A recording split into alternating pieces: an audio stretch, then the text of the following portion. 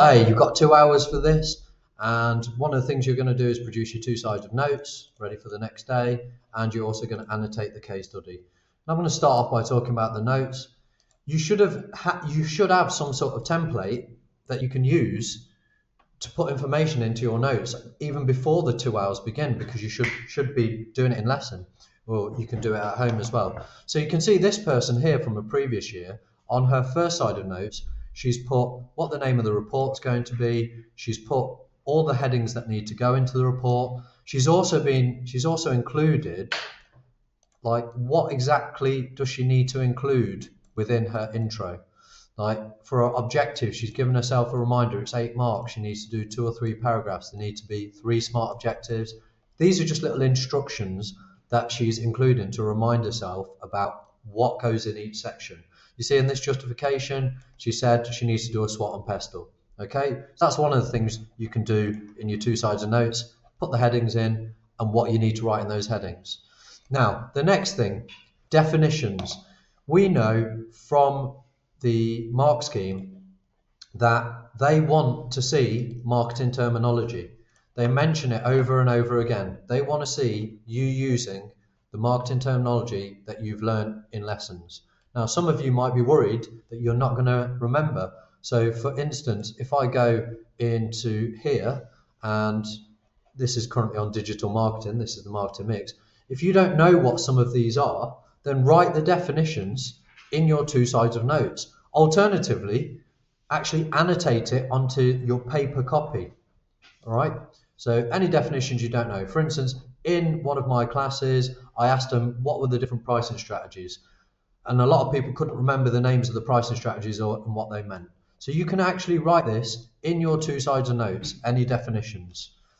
I would definitely have a look at this. Okay, especially when it comes to promotion.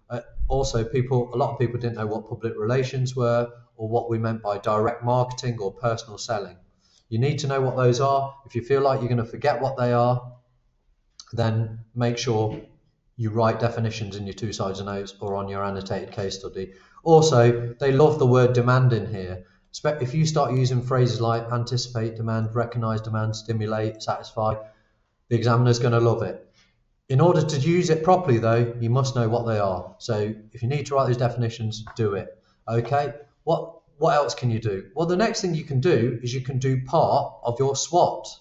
So when we look at SWOT, what we're trying to do is look at the strengths of the business, the weaknesses of the business, what opportunities are there that they can take advantage of, and what are the threats. Now, in that 2 hours, you cannot do the strengths and weaknesses of the business. And the reason you can't do that in the 2 hours is because the only information they tell you about the business is on this page here. The only thing you know is they're called Decreal Gear, they produce and sell sportswear, and they want to increase revenue. That is not enough to say what the strengths are and the weaknesses are, but what you can do in your 2 hours is actually start writing down what are the opportunities and what are the threats for your business. All right, so if I'm just doing this very quickly, I'm just looking into this case study. We can see that the sportswear market is due to grow by 21%. According to this source, in 2023, it was due to grow by 21%. That is clearly an opportunity for a business that sells sportswear. It gives an opportunity to tap into this growing market and potentially sell more and therefore increase their revenue. That's what they want to do. Remember, they want to increase their revenue. I'm going to keep revisiting this aim. Okay, and it also tells us that is likely to be higher than other areas of retail. What I'm going to do to begin with is I'm just going to go through and just put an S next to any an O next to any opportunities. I'm going to put a T next to any threats. Okay, or I might even write threat. So the fact that JD had 6.1 billion worldwide revenue and Sports Direct to 3.9 billion, that is a threat. Businesses that make that much revenue are a threat because they've got more money to spend on marketing and consequently more opportunity to increase their revenue because they can bring out more types of clothing, they can get cheaper deals with suppliers. So that's a threat to me. So I'm going to start identifying the opportunities and the threats in my 2 hours. Remember, I can't do the strengths and weaknesses because I don't know enough about the business. I'm just highlighting this one because this is an opportunity with more and more businesses developing sportswear that is sustainable. That's a potential market that can be tapped into for this business. Now, the next thing you can do in here is you can do your pestl. Now, again, if you think that you are going to forget what is meant by pestl, then make sure you write down in your notes what pestl means. So we know most people know the acronym now: political, economic, social, technological, environmental, and ethical go as one. They've missed out legal here. They've combined it with political. All right. So what we're trying to look for now, as in your part A, is are there any political trends? Are there any social, economic, etc.? Now, with my classes, what I get them to do is I go through sentence by sentence, and they want to pick out whether it's some sort of trend. So down here, just very quickly, we can see that there's been an increase in spending on sportswear. That is an economic trend. So I might just put eco next to it, or economic, so you don't think it's sort of eco in terms of environmentally friendly. Also, looking down here, 55% of people are using the internet to make purchases of clothes, shoes, and associated items. It's probably more than that now. That is a technological trend. And I'm going to go through like this, anything to do with government. So the government were the ones that put lockdown in place. That is a political trend. And I'm looking through and just identifying political, economic, social, etc. And what I might actually start doing is in my 2 hours, I might actually start writing it up. I might start saying political COVID-19 and explaining how COVID-19 has affected this business in a positive or could affect this business in a positive or negative way. There'll be another video on pestl later. So that's one of the other things, identify the pestl factors. You can do that within your 2 hours. Now, the other thing you can do is actually what we know, I'll just get rid of this, what we know from the mark scheme, if you just bear with me, here it is.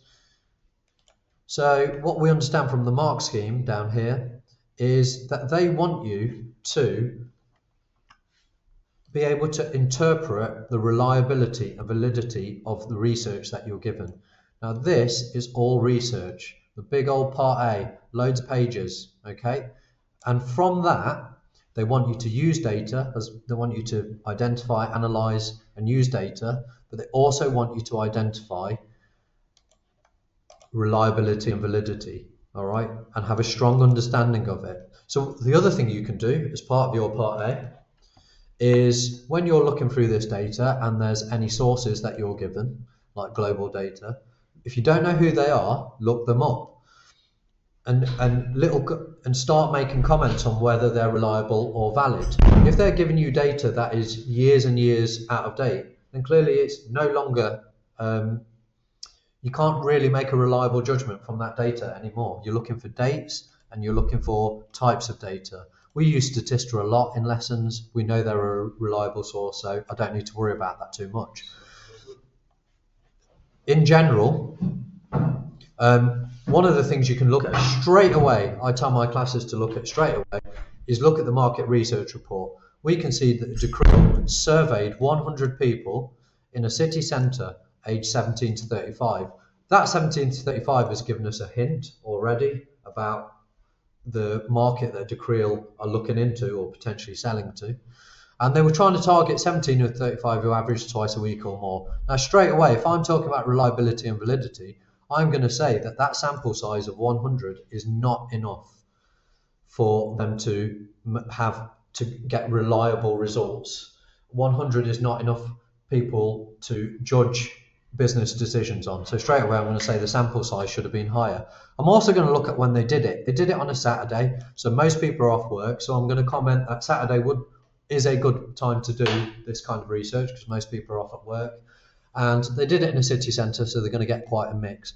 What I could suggest is actually perhaps they should have gone to outside gyms, and then it would have been better use of their time, and they would have got more of those people that exercise twice a week or more. The other thing I might do is have a look at some of these questions. And I'd probably do this when I'm at home, when I've got the case study in front of me, and think, have they asked the right kind of questions? Could they have drilled down a bit more? So age 17 to 35, but have they asked people their age? No, they haven't. There's no question about their age. So how do they know that 17-year-olds aren't into a particular type of sportswear compared to 35-year-olds? I might suggest going forward that they should have broken down some of these questions a bit more, but be specific when you do that. So reliability and validity, that's that one. I mean, remember, it's not just of their research that they did. You also got to look at the research that they're quoting. So they talked about a market analyst called Kayla Marchi. Now, she is a qualified marketing analyst. We deemed her to be a reliable source, but we did notice when we looked her up that she also writes blogs. Now, if they're talking about blogs on Twitter and all this kind of thing, you've got to be very careful. Is the person a reliable source? Are they qualified to do it? And that will give you some more idea about what to write for reliability and validity. Now, the next thing, details of costs and timings. So if we go right to the end of this part A, they say stuff like influencers typically cost £110 per post, and they typically generate between 3,000 and 5,000 new followers per month. All right. Now, we know that that is going to vary wildly, but that's the only bit of information you're given. Now, whether you do it in the exam or whether you go home and do it and annotate it on the sheet, find out more. And we'll see that just in a sec.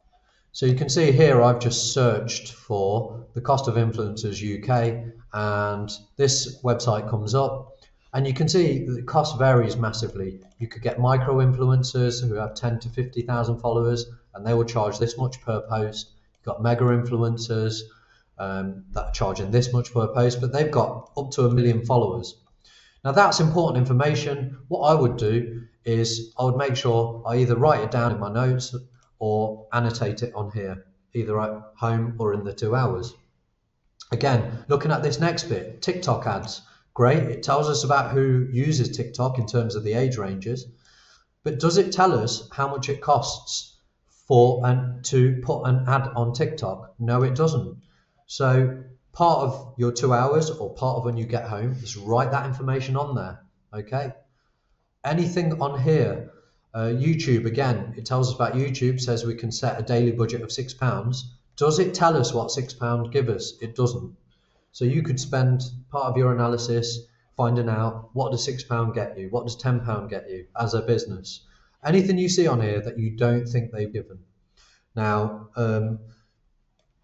like often what people forget to do in their budget is say how much things cost to produce. So you see here, video production. I mean, I'll talk more about this in a different section, but video production, £500 to £10,000. So if you, as part of your campaign, you say you're going to get an influencer to make a post, you've also got to take into account there might be some production cost involved. It just depends. If it's just the influencer filming themselves with holding the product up, then obviously there isn't that much cost. It'll be on the lower side. If it is on a set somewhere, then obviously there might be some extra cost involved. But any costs on here and any timings, like typically how long does it take to produce a video or produce a TV advert, if TV adverts are on there. You can see on here, they haven't even mentioned TV adverts on here and how much they cost. So you might want to write that in. Some people, what they look for is the average salary in the UK as well. So average salary, why would you want to know that? Well, when you do your marketing mix and you write about people, if you're talking about perhaps recruiting people in customer service, you might say they need someone else in customer service that deals specifically on the side of advising customers in a certain way. For instance, advising people about all the specialist features of the product or service. Then you might actually say they should hire a customer service advisor. We can see here they cost around 27,000 is the average salary in the UK. So you might want to put that average salary figure in.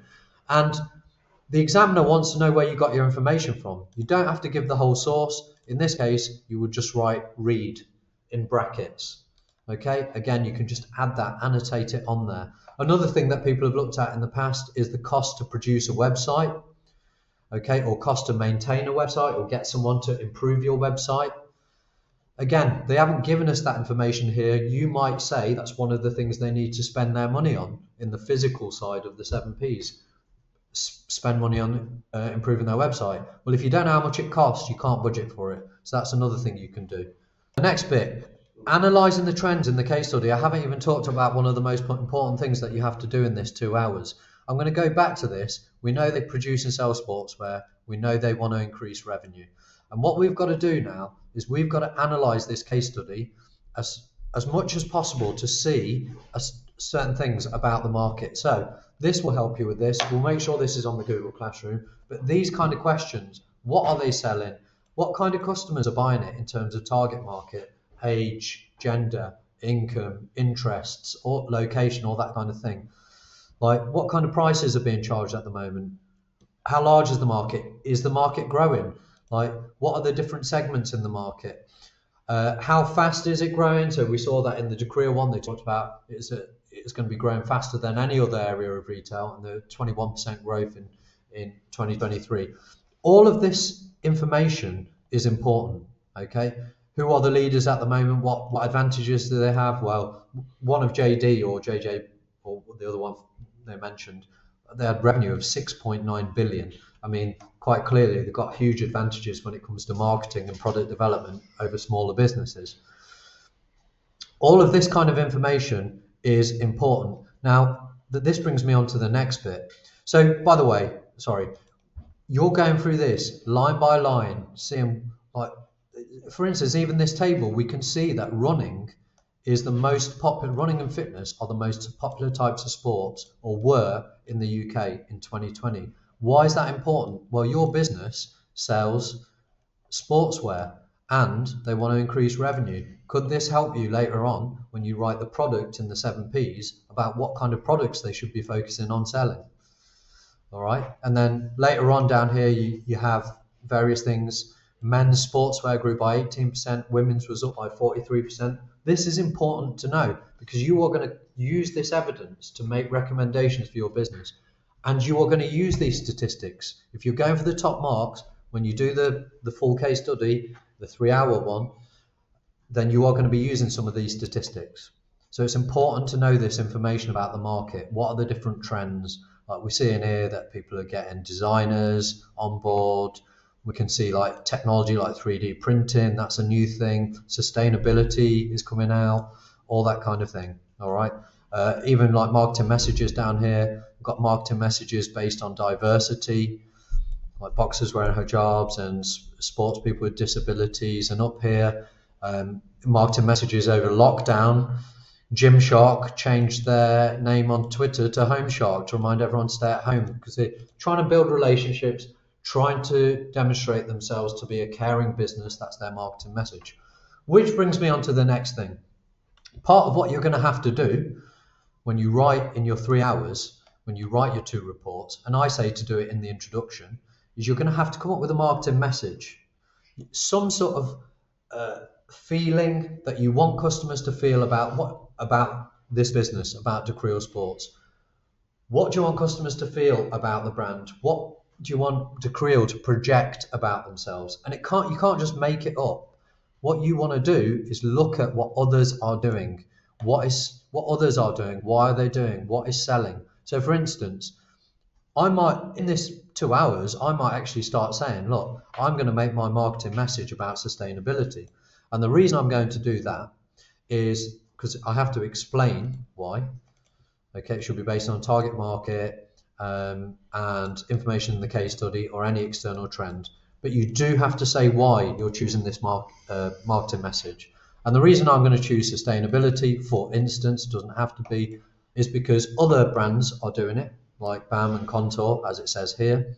And therefore, in order to keep up with the trends in the market, you want to make sure you're giving customers what they want. Is it what they want? Well, I'm going to have a look down here, and I can see that out of only the 100 that were asked, 36 ticked environmental factors as one of the issues that is important to them when they're purchasing that brand. So I'm going to include that in my explanation of my marketing message as well, because I'm going to say that's over a third. I know they selected other things as well, but over a third selected environmental factors. In that 2 hours, I can actually start writing that marketing message in my 2 sides of notes or just annotate it on here. Make sure you bring it in the next day. We're just talking about marketing message there. One thing I forgot to mention is the other thing you can say is once you've chosen a marketing message and you've said why based on the data and on the target market, etc., you can also try and link it to how you think that marketing message will help them to achieve their aim, their overall aim, which of course was to increase revenue. This is all during part A, and in part B you can add to it as much as you want.